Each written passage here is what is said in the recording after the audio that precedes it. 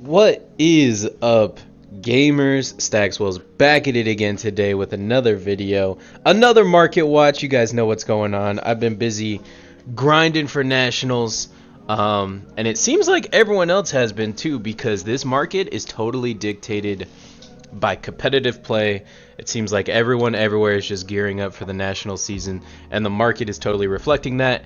Let's not waste any more time. No Raid Shadow Legends ads or anything like that. Let's just jump straight into the video here. Codex of Frailty is the first thing we got to talk about. Of course, it's at $65 for the cheapest copy on the market. Absolutely insane. Cheapest rainbow foil is about the same price, so you might as well just go ahead and pick up the rainbow foil if you're going to get it. It makes sense. This card is going to be good in every assassin and every ranger deck forever. So the price point, I think it's a safe investment. You know, you're always going to be playing this card if you're interested in these classes. And right now it's a top meta deck in Lexi, and then also Uzuri could play this card. Also Azalea plays this card. So it sees play in multiple meta decks. Some of them are, the best deck in the format being Lexi. I think it's the best deck. And you need 3 of this for Lexi. So makes sense. It's cool to see some things from outsiders maintaining value like this. Again, even at this price point, I do think it's a safe investment. Warmonger's another competitive meta staple here for us. Cheapest non-foil on the market is $42. Cheapest rainbow foil on the market is $55. This is a 3 of in any deck that could get away with playing it. It's a blue block 3 that also has that added value of just crippling your opponent's turn. It's exactly what we want in a blue deck for, like I said, anything that could get away with playing it. So Icelander, Dromai, Ninja, anything. Everyone plays this card. Again, people are just gearing up, getting ready for nationals, getting their 3-ofs of Warmonger, their 3-ofs of Codex of Frailty. So these cards are just going crazy. And while everyone's getting ready for nationals, let's take a look at what people are not looking at, what are people not talking about, and that is PvE, or Ultimate Pit Fight rather. The more casual fun formats. And when we think of these more casual fun formats, we think of the more casual fun heroes like Shiana.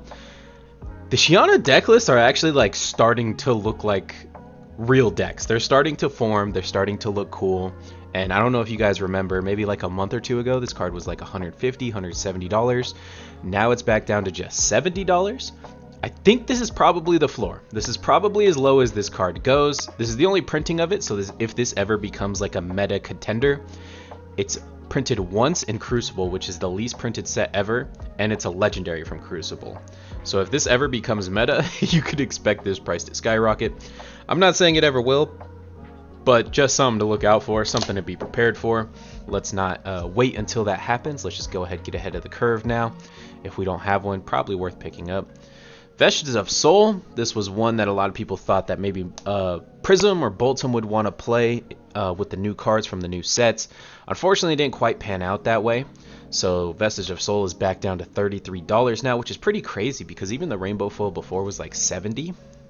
If we look at the cold foils here, cheapest cold foil on the market is $110, which for a Monarch cold foil legendary, that's actually pretty good price. That's pretty fair when the commons from Monarch, the common cold foils from Monarch are like $100, $50, depending on which one.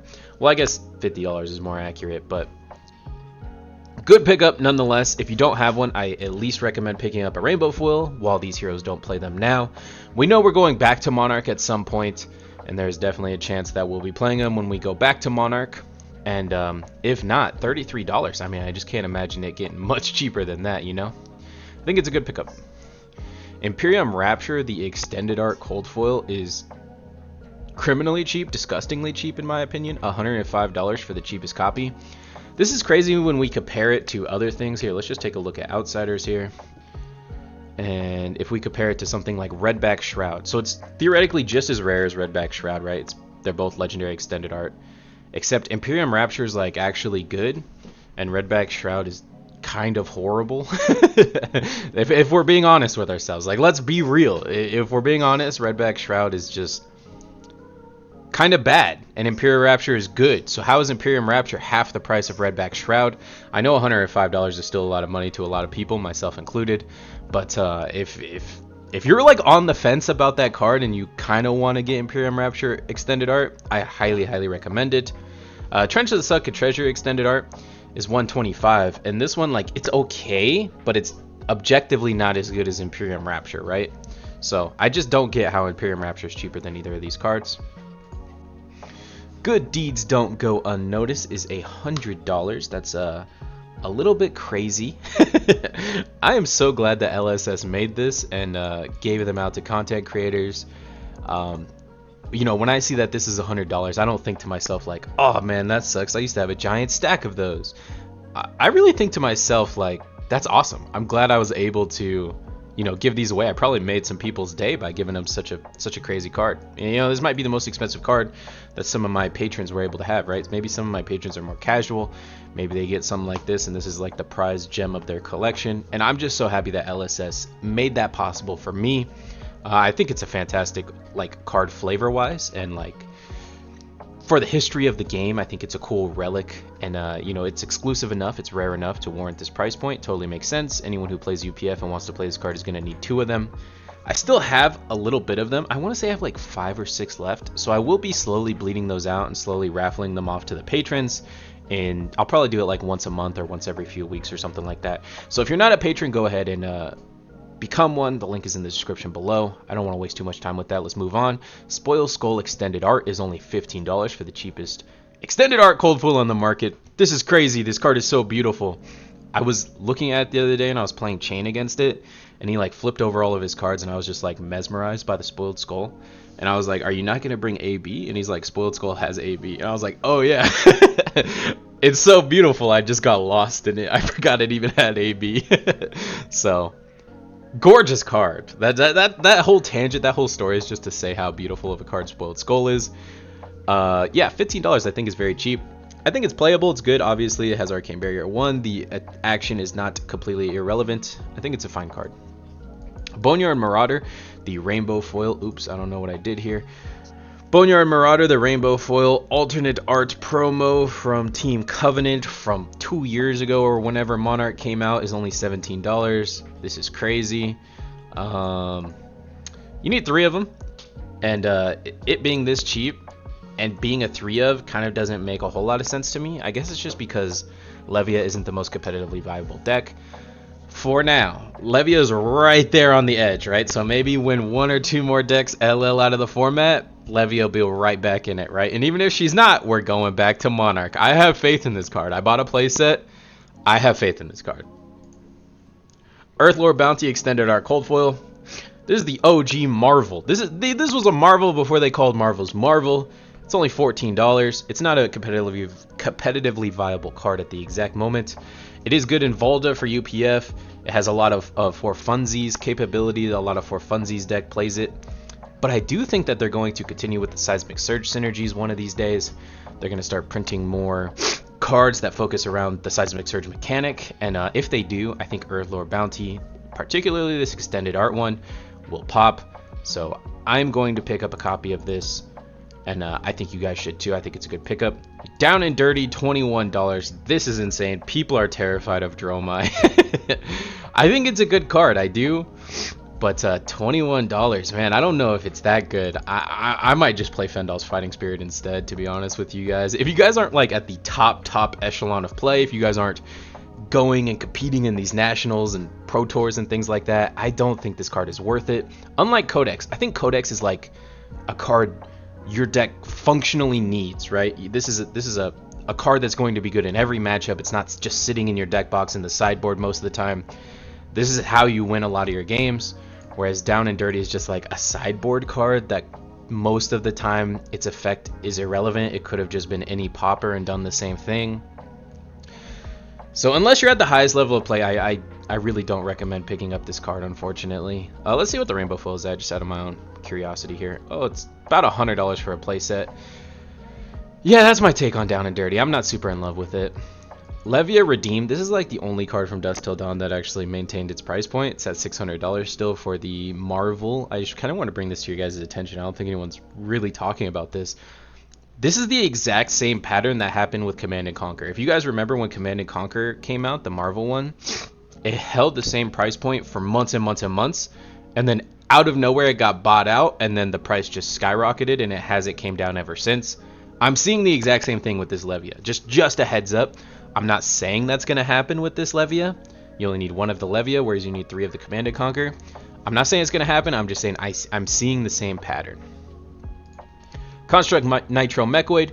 If you guys remember, last week we talked about this card because the new Mechanologist set got spoiled, and this card went pretty crazy. It's back down to reality, still higher than it was, but within the realm of reality, right? So cheapest rainbow foil is $15. Cheapest cold foil is, ooh, there's one up here for $20. I hope my loyal patrons can get this with the early watch. Other than that, though, realistically, there's a bunch up here for $30, which is way cheaper than it was last week when we talked about it. Again, I think it's a cool card. I think it's a flavorful card. I don't know how competitively viable it's going to be, but I imagine they're going to move mech more in this direction. I don't think they're going to keep making mech like boost aggro. I think that's a little bit boring. I think from a game design perspective, it's a little bit lazy. I think that they know that, and I don't think that they're going to keep pushing mech in that direction. I think they're going to move it more towards something like a Nitro Mechoid playstyle. Kind of really lean into that inventor lore, that inventor flavor, right? To invent big machines and whatnot. Not saying Nitro Mechoid specifically is going to play into that strategy. I just think this is the direction that they're going to move the Mechanologist class. Phantasmal Footsteps, one of the most iconic cards in the game, one of the most beautiful cards in the game. Cheapest cold foil on the market is $300. Cheapest rainbow foil on the market is $130. It's kind of crazy that this card holds its value, even though it's not super competitively viable. A lot of Dromai lists aren't even playing it. Prism is, D or F tier hero. So it's not in the meta, and yet it's still $300 for the cheapest cold foil. Just goes to show you that these beautiful OG relics in time, these OG cool staple cards will always hold value. They're always safe investments, getting the max rarity of these kind of cards.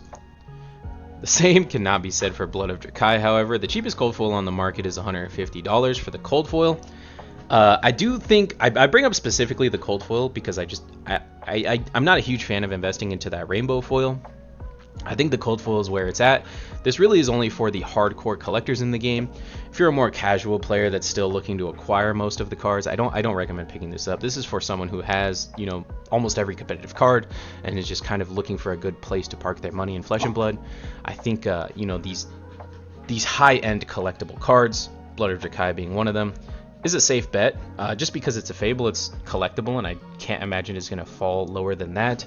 But there's also that chance that it becomes a competitively good card, a competitively viable card, right? Maybe one day we'll go back to, oh God, forgive me because I don't know the name of the region that Uprising is in, but we'll go back there one day. Phi 2 will come out, Dromai Reloaded, and those guys might play Blood of Drakai. I think it's a solid pickup. I really do. For $150 for a cold foil, I don't think you're going to find a Fable cold foil much cheaper than that.